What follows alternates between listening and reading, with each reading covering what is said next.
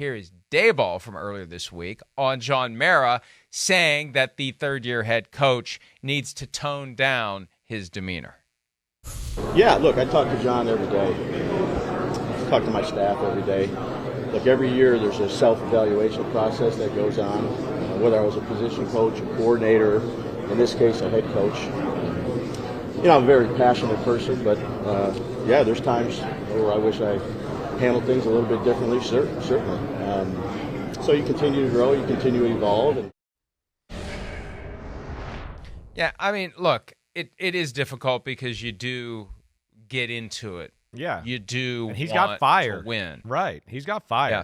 Well, but it's funny, speaking of fire, and I don't know that technically guys were fired, but every assistant coach that he got into it with in the public eye this year got fired. Right. Special teams coordinator. Oh, they downplayed it in the preseason. Oh, it's just guys being guys. I don't know, whatever Thomas McGowan. And then it gets fired. Right. And then Wink Martindale, it's no big deal. Oh, this is all made up. Oh, this is all embellished. And then he's gone. And was he fired? Was he not? It was so awkward at the end. So, yeah, that's part of what when the owner says this is what you need to do, guess what? You better do it. Right. You better. When he says it publicly, because usually, and this is a sign of dysfunction with your New York Football Giants. Chris. How dare you? How dare you talk about my team like that? What are you doing here? Let me. Yeah, go ahead. Let me just say this. Right. John Mara never should say that publicly. Ever should say that publicly. That's something you handle behind closed doors with the coach. You don't embarrass him that way publicly. That is what a dysfunctional organization does. Well, I don't know. Listen, it's definitely a thing up here, I think, and I think it's a little more talked about in NFL circles maybe, than people realize a little bit that way.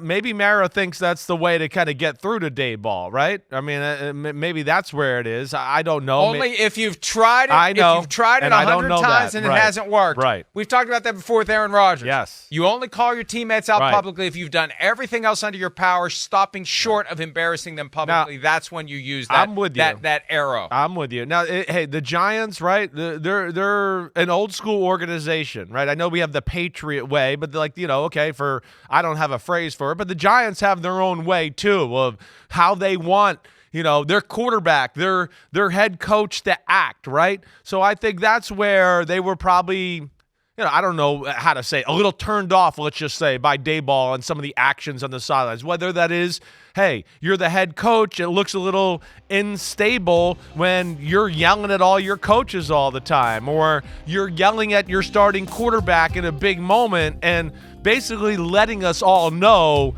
he messed up, he's the problem, and doing that on TV. And that, not only are the Giants old school and don't like that, but too, there's an unwritten code of conduct in the NFL to not show up your fellow coaches or players in the public eye, right? And I think Brian Daboll realizes he crossed that line a little bit last year, and he knows that the Maras and the Giants aren't about that, and that's probably why they're a little extra emphasis on that. It's the same line that John Mara crossed. So that's the irony of it. He did the very thing that Daboll did, and maybe he's giving Daboll a taste of his own medicine, maybe letting him see how it feels. I don't know, but I just think that's something that should have been handled privately. Not that we will complain about having content, because when those things aren't handled privately, it gives us things to talk about. I think this puts the ultimate pressure on it. I hear you there. I mean, it does give us a lot of the stuff to talk about, and all that, but I think this puts the ultimate pressure on it. And the Giants fan base, when they hear the owner say that, they go, well, I mean, hey, we all heard him say this.